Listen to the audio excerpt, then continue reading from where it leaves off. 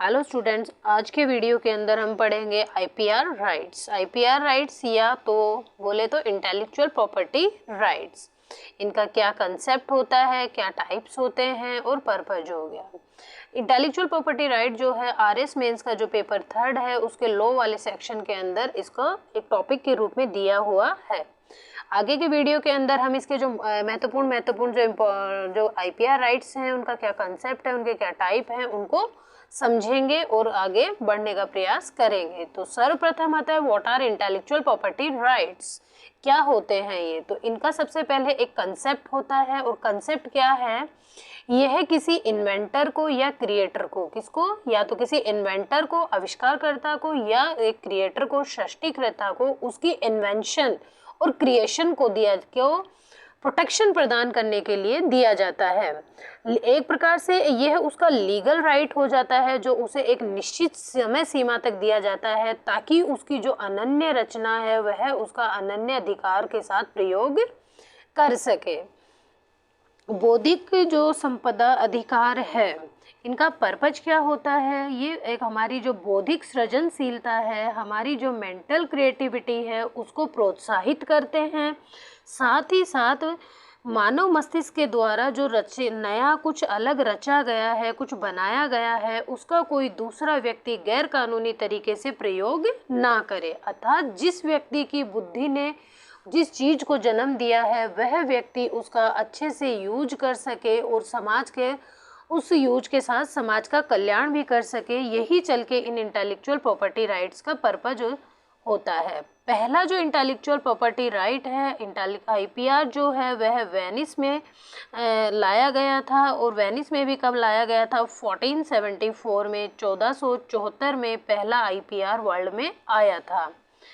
अब आता है इंटेलेक्चुअल प्रॉपर्टी राइट्स के प्रकार। तो पहला होता है कॉपीराइट होता है, दूसरा पेटेंट होता है, trademark, fourth one is industrial design, geographical indicators, layout design, and last one trade secrets. तो ये 7 हैं, copyright, patent, trademark, industrial design, geographical indicators, layout designs and trade secrets.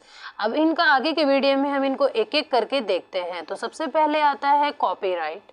Copyright जो होता है वो बेसिकली किस में दिया जाता है, कॉपीराइट साहित्य और कला के क्षेत्र में दिया जाता है। यदि कोई साहित्य में या कला के क्षेत्र में कोई इनोवेटिव वर्क किया जाता है तो उसके लिए कॉपीराइट दिया जाता है। कॉपीराइट का जो एम ये होता है कि भाई जो कॉपीराइट मटेरियल है आप उसके आइडिया को यूज़ कर लीजिए, आप उसकी इंफॉर्मेशंस को यूज़ कर लीजिए, बट आप उसका रिप्रोडक्शन नहीं कर सकते हैं।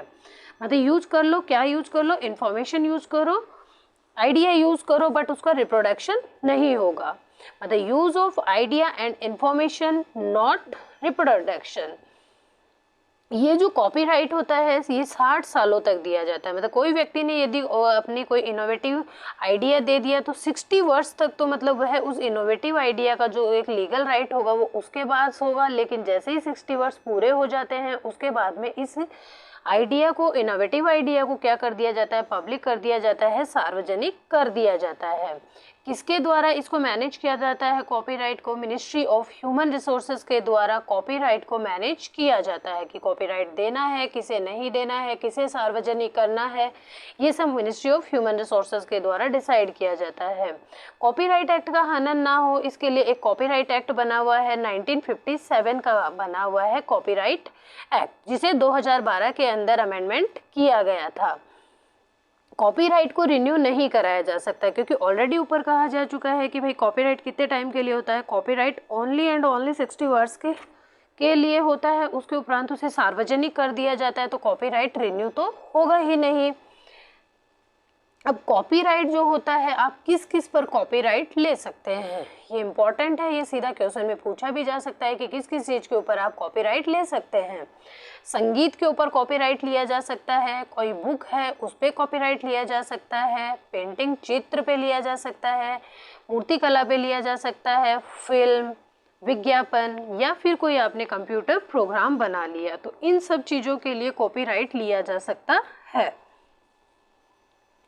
फिर आता है नेक्स्ट आईपीआर पेटेंट। पेटेंट जो होता है किसको दिया जाता है, यह एक प्रकार का विशेष अधिकार होता है जो आविष्कारकर्ता को उसकी नोवेल और ओरिजिनल कृति के लिए दिया जाता है। पेटेंट कहाँ मिलेगा, नई होनी चाहिए और ओरिजिनल होनी चाहिए, मतलब कोई कॉपी नहीं, न्यू एंड ओरिजिनल यदि आपकी कोई कृति है तो उसके लिए आपको पेटेंट मिलेगा, ताकि दूसरा कोई व्यक्ति उसे ना तो इमिटेट कर पाए, ना उसको मैन्युफैक्चर कर पाए और ना यूज कर पाए और ना ही सेल कर पाए। इसलिए उस नोवेल और ओरिजिनल जो कृति है उसको क्या कर दिया जाता है, प्रोटेक्ट कर दिया जाता है पेटेंट देकर। पेटेंट जो होता है यह दिया जाता है, किस किस को दिया जाता है, ये इन्वेंशन को दिया जाता है, एक आविष्कार को दिया जाता है, या फिर किसी इन्वेंशन को इम्प्रूवमेंट, पूर्व में कोई इन्वेंशन हुई थी और उस इन्वेंशन को यदि इम्प्रूवमेंट किया जाता है तो उस इम्प्रूवमेंट को भी पेटेंट मिलेगा। यह प्रोडक्ट और प्रोसेस दोनों पे लगता है। प्रोडक्ट एंड प्रोसेस पेटेंट क्या होता है, जैसे इसको हम एक टैबलेट के माध्यम से समझ सकते हैं। जैसे पैरासीटामोल टैबलेट है, ये बन के हमारे सामने बैठी है तो ये तो प्रोडक्ट है हमारे सामने, तो इसको तो प्रोडक्ट पेटेंट मिलेगा। वही प्रोसेस पेटेंट ये होता है कि इस पैरासीटामोल टैबलेट को बनने के अंदर जो प्रोसेस काम में आई, जो इंग्रेडिएंट्स उसको बनने में काम में आया, तो वो पूरा एक प्रोसेस पेटेंट होता है। तो प्रोसेस के ऊपर भी पेटेंट दिया जाता है और ये जो पेटेंट होता है ये 20 सालों तक दिया जाता है। जैसे कॉपीराइट 60 सालों के लिए था, वैसे ही पेटेंट कितने सालों के लिए है, 20 सालों के लिए होता है पेटेंट। कई बार एक मालिक जो होता है दूसरे मालिक को पेटेंट बेच भी सकता है, इसको रिन्यू नहीं कराया जा सकता है, 20 साल होने के बाद में इसे सार्वजनिक कर दिया जाता है। कॉपीराइट को कौन मेंटेन कर रहा था, ministry of human resource maintain कर रही थी, वही इसको ministry of commerce and industry के द्वारा मैनेज किया जाता है। किस किस को पेटेंट, ये भी बहुत इंपॉर्टेंट चीज है कि क्या क्या चीजें हैं जिन्हें पेटेंट नहीं दिया जा सकता है। तो 4 चीजें हैं जिन पे पेटेंट नहीं मिलेगा। एक तो आ जाती है आपकी साइंटिफिक थ्योरी। कौन सी थ्योरी, साइंटिफिक थ्योरी, वैज्ञानिक कोई सिद्धांत है उस पर मुझे पेटेंट नहीं मिलेगा, या फिर ऐसा कोई सब्सटेंस जो पहले ही खोजा जा चुका था और उस पर कुछ न्यू आइडिया, कोई प्रॉपर्टी हमने खोजी है, उसके लिए पेटेंट नहीं मिलेगा। इवन जो एग्रीकल्चर एंड हॉर्टिकल्चर के जो मेथड्स हैं जो पुराने ज़माने से चले आ रहे हैं को पेटेंट नहीं करा सकते। और एक परमाणु ऊर्जा से संबंधित यदि कोई आविष्कार है तो आप उनको भी पेटेंट नहीं कराया जा सकता है, क्योंकि ये वो सब चीज़ें हैं जो पूरे समाज के काम में आती हैं, पूरे समाज के हित से जुड़ी हुई हैं।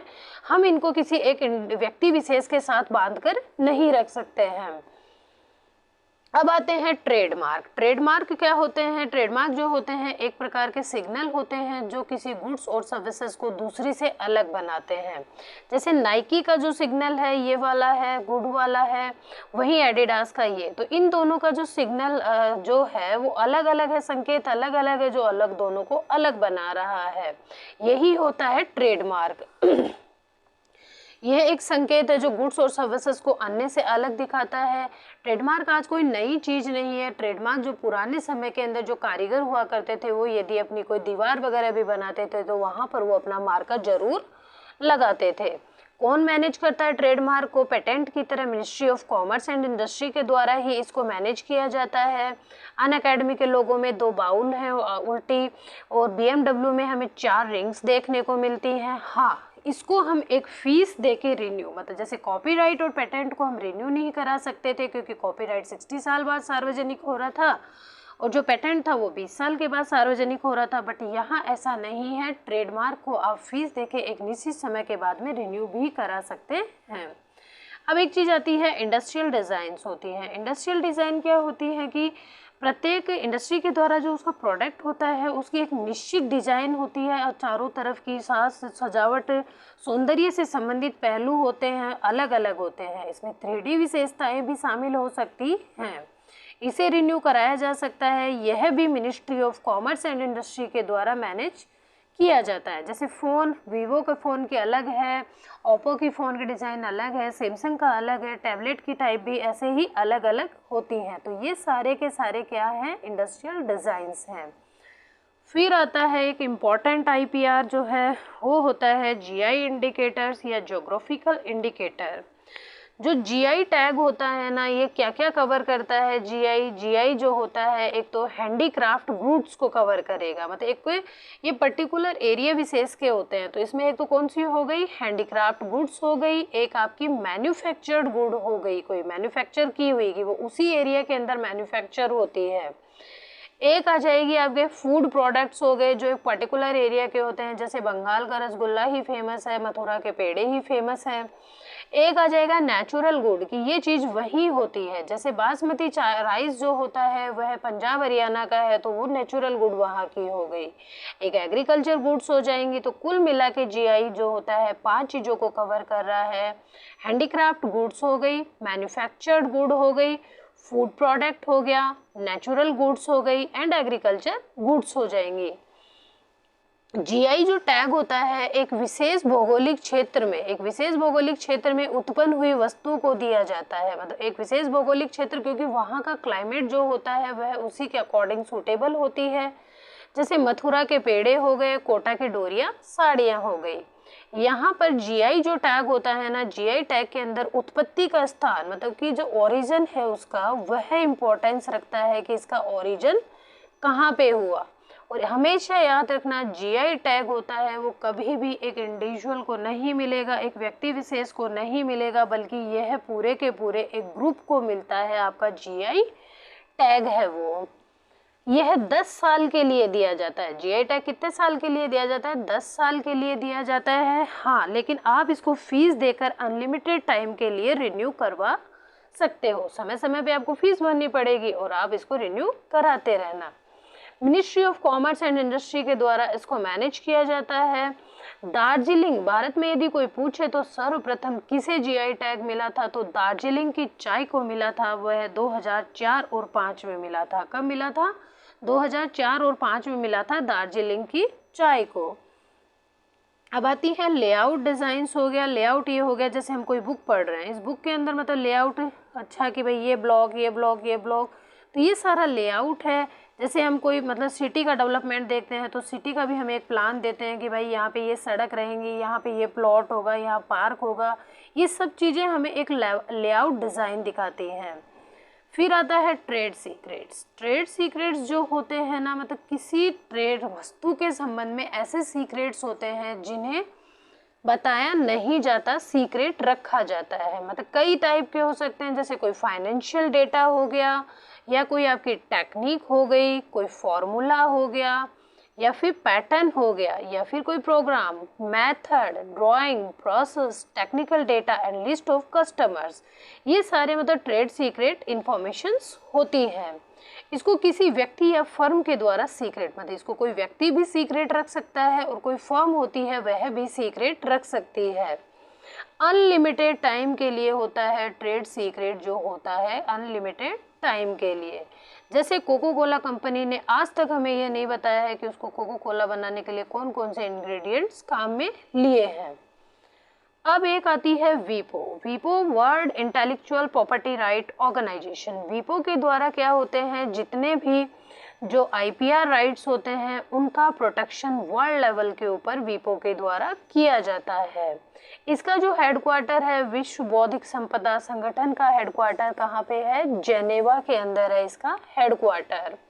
ये जो वीपो है यह यूएनओ का ही एक संस्था है। जो वीपो है वो वर्ल्ड इंटेलेक्चुअल प्रॉपर्टी राइट, इसकी स्थापना कब हुई थी? वीपो की 1967 के अंदर वीपो की स्थापना होती है जेनेवा के अंदर। वर्तमान में इसमें कितने मेंबर हैं वीपो के अंदर? 191 मेंबर हैं, 191 सदस्य हैं वीपो में, और भारत भी इसका सदस्य है वीपो का। इस प्रकार से हमने इंटेलेक्चुअल प्रॉपर्टी राइट का कंसेप्ट, पर्पस, टाइप और इन इंटेलेक्चुअल प्रॉपर्टी राइट्स की रक्षा करने वाली, सुरक्षा करने वाले वीपो संगठन के बारे में पढ़ने और समझने का प्रयास किया है।